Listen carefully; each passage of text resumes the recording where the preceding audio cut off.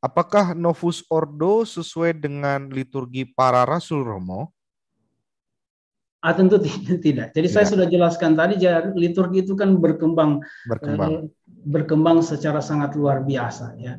Ya, Liturgi para rasul itu liturgi yang sangat sederhana. Jemaat-jemaat perdana mereka berkumpul dikatakan kalau kisah para rasul mengatakan mereka berkumpul di rumah-rumah mengucapkan doa-doa dan memecahkan roti, itu untuk mereka cukup.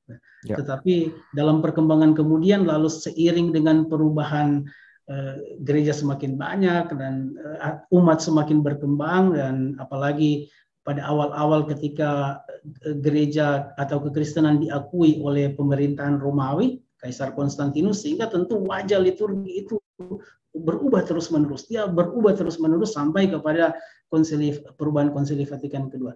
Nah, pertanyaannya apakah akan ada perubahan lagi? Saya tidak tahu. Sekarang ada muncul istilah reform of the reform. Jadi reform dari reformasi yang seringkali disalahartikan. Ya, seolah-olah itu sebenarnya kata-kata yang diucapkan oleh Paus Benediktus dalam sebuah kesempatan sapaan Natal untuk para kardinal, lalu dia berbicara tentang bagaimana kita harus menginterpretasi atau menafsirkan pembaharuan Konsili Vatikan kedua. Lalu dia menyinggung juga tentang reform of the reform, yang disalahpahami seolah-olah sekarang harus mereformasi reform liturgi. Jadi yang sekarang itu mesti direformasi. Nah, padahal tidak seperti itu. Ya. Oke, itu baik. saja jawaban singkat. Baik, terima kasih Romo. Selanjutnya dari Ibu Francisca Eka. Terima kasih atas materinya, Pater. Tadi saya lihat pada salah satu slide ada bagian misa yaitu perutusan dan pada penutupan. Kebetulan tadi bergereja menggunakan TPE baru yang kalimat pergilah kamu diutus. Itu tidak ada. Pertanyaan saya, apakah susunan bisa dihilangkan atau ditambahkan? Pertimbangannya kira-kira seperti apa, dan apakah untuk menyesuaikan dengan zaman? Terima kasih, Romo. Ya, tentu untuk situasi sekarang kita sudah punya TPE yang baru, saya menganjurkan kita mengikuti apa yang ada, ya, supaya tidak memberikan kemungkinan lagi kepada modifikasi-modifikasi, penambahan-penambahan yang kadang-kadang mengacaukan umat. Sekurang-kurangnya kalau saya di Kuskupan Manado memberikan katekese, menganjurkan supaya kita mengikuti apa yang ada, tidak mengganti, tidak merubah, ya, apalagi sesuatu yang misalnya kalau ritus penutup, saya tidak tahu, saya tidak bayangkan itu mau diganti seperti apa ya. Atau misalnya kata-kata misa sudah selesai mau diganti dengan apa di situ, ya. Nah, agak susah juga, ya. Ya, Tentu kalau kita bicara tentang inkulturasi, nah ini tentu tema yang lain lain lagi, lagi. hal yang sangat-sangat lebih ribet lagi. Jadi saya selalu menganjurkan untuk kita supaya kekhawatiran dari Bapak Albert itu tidak menjadi kenyataan, kita ikut saja apa yang menjadi ketentuan, tidak membuat gerakan-gerakan tambahan atau tambahan-tambahan eksperimen-eksperimen yang justru malah mengaburkan kita punya Novus Ordo ini. Jadi tambahan-tambahan itu yang sebenarnya mengaburkan. Ritus itu sendiri sudah sangat bagus. Jadi kalau kita ikut ritusnya itu sudah sangat bagus, sangat luar biasa. Tapi justru kekaburan terjadi karena tambahan-tambahan, modifikasi-modifikasi dan eksperimen-eksperimen yang kadang-kadang terjadi. Oke, dari Ibu Teresia Tejakusuma, dalam pembaharuan misa, mengapa pengulangnya dianggap useless sehingga dipotong? Ini mungkin pertanyaannya masih belum lengkap. Romo, saya lanjut dulu saja. Dari Bapak Yanto, misa paling kurang dengan satu umat atau pelayan lain, namun kenyataan sampai hari ini masih banyak pula imam yang merayakan misa secara pribadi. Bagaimana pendapat Romo tentang hal ini? Oke, saya mengerti pertanyaan yang pertama. Ya. Jadi memang ada prinsipnya bahwa pengulangan itu dipotong, dalam arti tidak terjadi, karena ada istilah pengulangan-pengulangan yang tidak perlu. Nah, rupanya para pembaharu melihat bahwa di dalam misa Tridentinum ada pengulangan-pengulangan yang sebenarnya tidak perlu. Biarpun saya cari-cari contohnya apa ya. Tapi rupanya pengulangan-pengulangan itu yang memang dihapus, ya dipotong supaya memang kembali ke semangat yang tadi saya singgung, supaya ritus itu memang sederhana, mudah ditangkap. Pengulangan-pengulangan itu tidak perlu. Saya pikir-pikir contoh pengulangan apa ya? Nah, memang ada satu yang tadi saya singgung, misalnya contoh begini. Tapi itu sudah sudah dirubah sebenarnya oleh Paus Yohanes ke-23. Misalnya pengulangan contoh begini. Umat menyanyikan Gloria. Tapi Gloria itu diucapkan lagi oleh imam secara pribadi. Biarpun dia ucapkan secara berbisik-bisik. Ini kan contoh pengulangan. Tapi sebenarnya model itu sudah dihapus oleh Yohanes ke-23 ketika dia membaharui rubrik. Ini satu contoh pengulangan untuk kita useless juga. Kenapa mesti diulang? Atau misalnya contoh apa ya? Nah sebenarnya di dalam kanon Romanus atau doa syukur agung pertama kita menemukan banyak sekali pengulangan. Pengulangan-pengulangan misalnya tanda salib, ada begitu banyak tanda salib. Nah itu sebenarnya dulu mau dihapus. Jadi para pembaharu mau menghapus itu, tapi syukurlah bahwa kanon Romanus itu tidak direvisi ya, karena sebenarnya mereka mau menghilangkan tanda salib atau amin. Kalau doa syukur agung pertama kan banyak amin. Tiap ini ada amin, ada tanda salib terlalu banyak. Dan untuk para orang yang mengerjakan itu, mereka melihat itu pengulangan-pengulangan, sehingga sebenarnya mereka mau merevisi itu. Jadi sudah membuat rancangan-rancangan untuk perubahan kanon, tapi ketika diserahkan kepada Paus Paulus ke-6, syukurlah Paus tidak setuju. Jadi dia bilang, sebenarnya kan kanon Romanus doa syukur agung pertama mau dirubah, tetapi ketika Paus mempelajari, dia memutuskan tidak. Kanon Romanus itu doa syukur agung pertama tetap tidak dirubah, biarkan sebagaimana adanya, tetapi dibuatlah doa syukur agung baru. Maka muncullah ini doa syukur agung 2, 3, 4. Itu sebenarnya. Baik, terima kasih. Yang berikut soal tadi apa ya? Misa paling kurang dengan satu umat atau pelayan lain. Namun kenyataannya sampai hari ini masih banyak imam yang merayakan misa secara pribadi. Nah itu sebenarnya keliru. Ya, keliru. Jadi yang disebut dengan misa privat. Nah, privat itu lalu disalah mengerti seolah-olah privat itu saya sendiri. Padahal sejak Konsili Trente dan keputusan itu berlaku sampai sekarang, yang disebut dengan misa privat adalah misa yang dirayakan oleh imam dengan sekurang-kurangnya satu orang pelayan. Itu yang disebut dengan misa privat. Dan bukan misa yang dirayakan sendiri.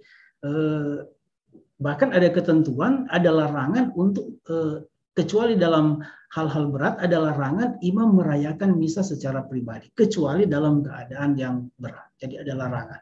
Nah makanya kalau kita lihat TPE 2020 ada rumusan khusus di situ yang namanya Ekaristi yang dirayakan oleh imam bersama dengan satu orang pelayan. Itulah yang disebut dengan sebenarnya misa privat. Sebenarnya maksudnya apa? Tentu ada maksud di balik itu.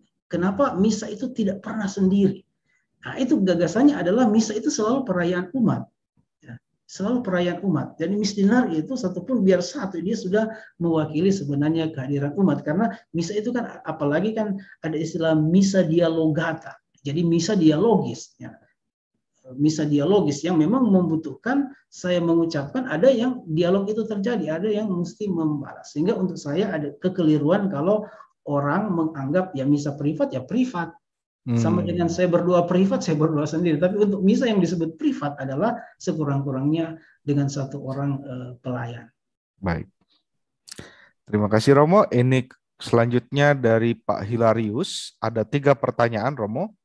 Nah, mana batasan misa inkulturasi ya dalam Novus Ordo? Apakah maksudnya ini batasan misa inkulturasi dalam Novus Ordo itu apakah ada batasannya? Kira-kira mungkin begitu. Kemudian yang kedua, bolehkah misa tanda petik prasmanan atau mengambil tubuh Kristus dan celup darah Kristus? Ya ini ya komuni gitu dicelup ke ini apa itu boleh gitu. Kemudian yang ketiga, bagaimana menegaskan batasan para liturgi dan liturgi, misalnya dalam misa hari ulang tahun kemerdekaan yang ada prosesi pengibaran bendera. Oke, ini pertanyaannya cukup banyak. Jadi ini ya soal inkulturasi. Jadi Novus Ordo itu dia tidak menyinggung inkulturasi di situ. Jadi itu tata perayaan yang standar, makanya Romawi, tata perayaan yang standar. Di situ tidak berbicara tentang inkulturasi. Oleh karena itu kalau kita misalnya melihat TPE 2020, tidak ada bicara inkulturasi di situ. Ya. Tetapi inkulturasi diatur di dalam dokumen lain. Jadi ada satu dokumen namanya De Inculturatio Romanum, itu di situ diatur tentang prosedur inkulturasi. Nah, jadi itu dipisahkan dengan tata perayaannya. Nah ini ribet tentang inkulturasi. Jadi tidak seperti yang kita pikirkan. Jadi seolah-olah kalau misalnya saya sudah, misalnya kita misa lalu ada tarian, itulah inkulturasi. Inkulturasi itu kalau kita membaca prosedurnya itu memang mengandaikan sebuah studi terlebih dahulu. Jadi bukan sebuah proyek yang dirancang secara pribadi. Kalau misalnya menempel ada tarian, nah itu bukan inkulturasi namanya. Jadi itu hanya menempel-nempel. Yang disebut dengan inkulturasi memang jadi ada yang memang disebut dengan adaptasi yang lebih mendalam. Jadi bukan sekedar sesuatu yang luaran, makanya ada prosedurnya dan tentu kita tidak bahas di situ, tidak bahas dalam kesempatan ini. Intinya saya mengatakan tidak mudah untuk menyusun sebuah inkulturasi. Perlu ada studi interdisipliner yang melibatkan ahli liturgi, ahli teologi, kitab suci, dan antropolog. Bahkan bahasa untuk merancang sebuah liturgi untuk menghindari sebuah liturgi hibrida atau tempelan-tempelan. Inkulturasi itu berarti kan memang kultur itu masuk menjadi bagian dari liturgi, dan sangat mesti diperhatikan juga misalnya jangan sampai misalnya hal-hal yang bertentangan dengan nilai-nilai Kristiani itu lalu dimasukkan di dalam inkulturasi, di dalam liturgi, sehingga mungkin bisa mengaburkan nilai-nilai Kristiani. Jadi itu memang satu proyek yang tidak mudah, tapi sebenarnya yang terjadi sekarang saya membahasakannya bukan liturgi, tapi liturgi yang inkulturatif. Belum liturgi inkulturasi, tapi liturgi yang memasukkan elemen-elemen budaya, misalnya memasukkan tarian, memasukkan lagu-lagu lokal. Ya mungkin itu langkah awal, tetapi belum inkulturasi sesungguhnya. Nah, di dalam dokumen itu kan disinggung misalnya elemen-elemen apa yang bisa diinkulturasi. Ya tentu pasti bahasa. Ya, bahasa itu loh pasti, tarian, lagu-lagu atau tata gerak itu juga bisa diinkulturasi. Tapi kadang-kadang tidak mudah untuk itu. Ya,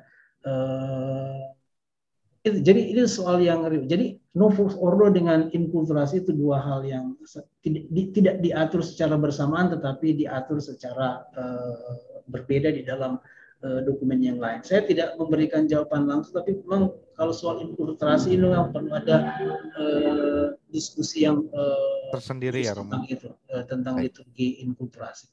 Lalu yang kedua, ya ini pertanyaan menarik.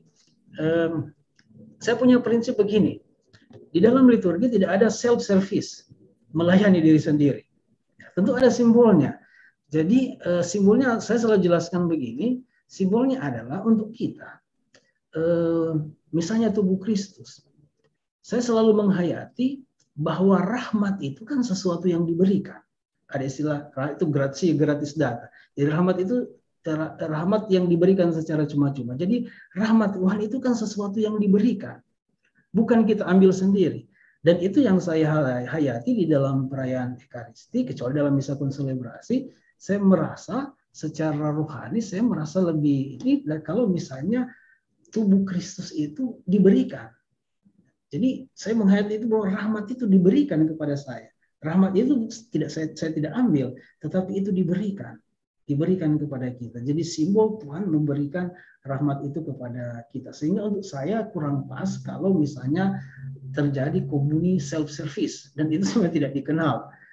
Itu hanya sebenarnya di dalam konselebrasi itu pun bukan dalam arti membagikan, karena itu konselebrasi kan, tidak memberikan. Makanya di dalam misa konselebrasi, kalaupun hosti itu dibagikan, imam yang membagikan sebenarnya tidak mengatakan tubuh Kristus, tidak, tapi diam saja, tidak mengatakan apa-apa untuk menunjukkan bahwa di dalam misa konselebrasi biarpun dikatakan sebenarnya tidak biarpun imam itu mengambil, tetapi sebenarnya tidak dikesankan diberikan.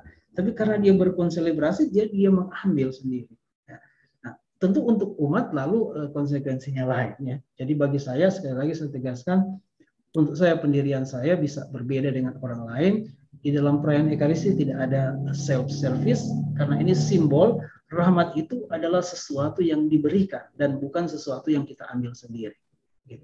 Lalu yang ketiga itu agak rumit untuk saya, nah ini berkaitan dengan para liturgi. Lalu apa hubungannya dengan perayaan 17 Agustus? Para liturgi dengan liturgi. Para liturgi itu kan maksudnya devosi-devosi, ya, sesuatu yang jadi di luar dari liturgi. Tapi kalau misalnya perayaan 17 Agustus dengan mungkin di situ lebih cocok ke apa ya? Mau mengatakan inkulturasi juga tidak. Ya. Mungkin batasan sih Romo, lebih bagaimana sih menegaskan batasan antara para liturgi dan liturgi, misalnya misa HUT kemerdekaan gitu, yang ada prosesi pengibaran bendera. Nah itu apakah ada batasan tertentunya? Saya tidak tahu, tapi saya tidak pernah mengalami bahwa sekurang-kurangnya pengalaman saya bahwa di dalam misa 17 Agustus selalu pengibaran bendera itu ada di dalam misa. Saya tidak pernah mengalami. Biasanya pengibaran bendera itu ada di luar misa. Kalaupun misalnya di dalam Ekaristi ada bendera Indonesia, itu kan sesuatu yang lain, wajar sekali. Gitu. Tapi tidak pernah terjadi misalnya di dalam perayaan Ekaristi, lalu di dalam perayaan itu lalu diselipkan, misalnya sesudah komuni ada upacara bendera, sesudah upacara bendera ritus penutup, kan tidak pernah terjadi seperti itu, dan tidak boleh ada. Jadi dua hal yang berbeda yang tidak boleh disatukan. Jadi hal 17 Agustus perayaan upacara bendera hal kenegaraan yang berbeda dengan perayaan liturgis. Nah, kita biasanya mempraktekkan atau sejauh saya tahu bahwa pada 17 Agustus itu hari raya, misa ya misa dengan votif 17 Agustus dan upacara bendera itu satu ritus yang berbeda yang terpisah dari perayaan Ekaristi. Justru menjadi kacau kalau coba untuk disatukan. Misalnya contoh tadi, khotbah itu diganti dengan pembacaan teks proklamasi, nah, itu kan tidak cocok. Atau misalnya sesudah komuni upacara bendera. Kalaupun misalnya di dalam perayaan lalu kita menyanyikan Indonesia Raya, untuk saya sah. Yang penting tempatnya, ya jangan misalnya Kyrie diganti Indonesia Raya, itu mungkin tidak cocok. Kurang pas, betul Romo. Contoh seperti itu, hal yang sederhana seperti itu. Baik, ini sebenarnya masih banyak pertanyaannya Romo, apa masih? Cuma kita mesti dibatasi waktu ya. Enggak, maksudnya bagaimana Romo sendiri, apa masih kuat atau bagaimana? Saya rasa mungkin kita membatasi waktu. Oh iya, baik. Ini kan sudah jam 10. Tapi kalau masih ada pertanyaan silakan, mungkin 1-2. 1 atau 2, baik. Mungkin akan saya coba seleksi dulu ya Romo. Ada pertanyaan yang agak menarik dari Bapak Willy Ismail, Romo, apakah mengapa kerudung untuk wanita sekarang tidak diwajibkan di dalam misa itu? Kerudung, mantilah. Oke. Ya. Nah, itu sebenarnya kebiasaan lama yang coba dihidupkan lagi oleh umat, tetapi secara personal. Tetapi di dalam misa yang baru, dalam liturgi kita itu tidak mewajibkan penggunaan mantila. Kita tahu bahwa itu kebiasaan lama. Kebiasaan lama yang coba untuk dihidupkan, tetapi itu pun dihidupkan secara pribadi, secara personal, dan tidak ada hubungannya dengan rubrik. Baik. Satu lagi dari Ibu Agnes, mengapa liturgi Konsili Vatikan II, khususnya teks-teks Konsili Vatikan II, memberikan posisi setara liturgi Roma dengan liturgi Ritus Timur? Bukankah Roma adalah induk dari liturgi Katolik? Saya belum mengerti, maksudnya pertanyaannya bagaimana? Mengapa liturgi konsili, maksudnya mengapa liturgi setelah Konsili Vatikan II khususnya, kemudian teks-teks Konsili Vatikan II memberikan posisi setara liturgi Roma dengan liturgi Ritus Timur? Bukankah Roma adalah induk dari liturgi Katolik? Begitu. Saya tidak menemukan ada teks yang mengatakan seperti itu di dalam teks konsili. Mungkin kalau ditunjukkan bisa. Tapi bahwa misalnya di dalam ada satu dokumen yang berbicara tentang gereja-gereja timur, bahwa gereja Katolik Roma menghargai keberadaan atau kekayaan rohani dari liturgi Ritus Timur itu betul. Ya. Tapi tidak sekali mengatakan bahwa kita setara. Tapi gereja Katolik Roma ya, di dalam dokumen itu menghargai kekayaan tradisi dari gereja Ritus Timur. Bahkan dari situ lalu teks konsili menganjurkan supaya biarpun gereja-gereja Ritus Timur itu bersatu dengan Roma, gereja Katolik atau Konsili Vatikan II menganjurkan supaya mereka tetap mempertahankan atau mempraktekkan ritus mereka. Nah, itu sebenarnya sesuatu yang baru, tapi tidak menyajarkan. Jadi menghargai mereka, menghargai kekayaan dari ritus-ritus Timur, bahkan kelompok-kelompok atau gereja-gereja Ritus Timur yang menyatu dengan Roma dianjurkan untuk mempraktekkan ritus Timur mereka, biarpun mereka bersatu dengan Roma. Ya, misalnya contoh saja, misalnya saya punya teman, dia imam MSC orang India, tetapi dia anggota Ritus Malabar. Ya, dia bisa merayakan dalam dua ritus, dalam ritus Latin, tapi juga dalam ritusnya sendiri. Jadi dia punya hak untuk meritusnya, dan itu anjuran dari Konsili Vatikan II supaya gereja-gereja itu biar mereka bersatu dengan Roma, mereka diharapkan menjaga kekayaan atau mempraktekkan kekayaan ritus tradisional mereka yang sangat-sangat kaya, tetapi tidak menyamaratakan. Baik. Oke. Bagaimana Romo, masih mau dilanjut saja atau? Silakan, saya lihat masih belum ada yang live. Oke. Baik, dari Bapak Willy Ismail, mengapa wanita diizinkan untuk menjadi asisten imam atau prodiakon putra altar, terlibat dalam pembasuhan kaki, padahal sebelumnya hanya khusus lelaki saja? Tentu ini sangat, mestinya ini kan kebijakan-kebijakan yang sangat parokial atau situasional. Saya tidak bisa tentu menjawab secara umum ya. Misalnya soal kalau saya dia menjadi asisten imam prodiakon, ya tentu itu kebijakan pastoral dari paroki, tetapi juga tentu ada dasarnya. Terakhir itu Paus Fransiskus itu bahkan merevisi, ada satu dokumen dulu namanya Ministeria Quaedam, yang di situ di dalam dokumen tahun 80-an itu hanya menyinggung yang menjadi pelayan itu, tapi juga di dalam hukum gereja dikatakan laki-laki. Tapi lalu kemudian Paus Fransiskus merevisi, tidak menyebut laki-laki tetapi semua orang. Ya, itu berarti bisa laki-laki dan perempuan. Jadi bisa menjadi lektor atau bahkan akolit. Ya. Bahkan saya tahu bahwa ada satu dokumen tapi saya sudah lupa yang menyinggung tentang ini putri altar. Jadi ini satu dokumen yang memang mengizinkan putri itu bisa menjadi pelayan altar. Tapi ini bagian dari tentu perkembangan pemahaman, juga penghargaan kepada peranan wanita di dalam masyarakat, tetapi juga di dalam gereja, sehingga tidak ada salahnya bahwa mereka juga itu terlibat di dalam upacara-upacara liturgi, ya, upacara-upacara liturgi. Saya merasa ini bukan satu kemunduran, tapi justru satu kemajuan, bahwa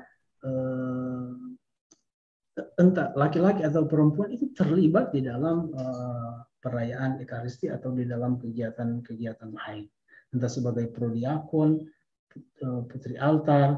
Tapi saya tidak tahu apakah semua paroki menerapkan prodiakon wanita dan laki-laki, saya tidak tahu. Saya juga tahu ada di Jakarta ada paroki tertentu yang misalnya untuk pelayan altar itu hanya putra altar, tapi kebanyakan itu pasti putri altar. Baik. Untuk pembasuhan kaki, nah ini tentu sangat situasional. Saya sendiri pernah mengalami misa di satu gereja kecil, umatnya itu hanya 8 orang. Ya tidak mungkin kan saya membahas 8 orang, tidak cukup 12 orang, terpaksa mesti dibasuh laki-laki dan perempuan karena situasi. Ya, situasi. Pas Paus sendiri memberikan contoh. Tapi sebenarnya kalau kita lihat sejarahnya, pembasuhan kaki itu sebenarnya awalnya tidak menunjuk kepada 12 rasul sebenarnya. Itu kan praktik di biara. Di biara dulu, biara apa saya tidak tahu, lupa. Jadi selama masuk masa prapaskah, lalu para rahib ini lalu biara Benediktin, dan itu ditulis di dalam Regula Santo Benedictus. Jadi aturan hidup membiara Santo Benedictus yang para rahib itu sebagai ungkapan cinta kasih dan pelayanan itu membasuh tamu yang datang. Membasuh tamu yang datang. Jadi tamu itu kan bisa laki-laki dan perempuan. Jadi awalnya tidak ada identifikasi dengan 12 rasul. Jadi pembasuhan itu memang ungkapan pelayanan yang diberikan kepada setiap orang yang datang.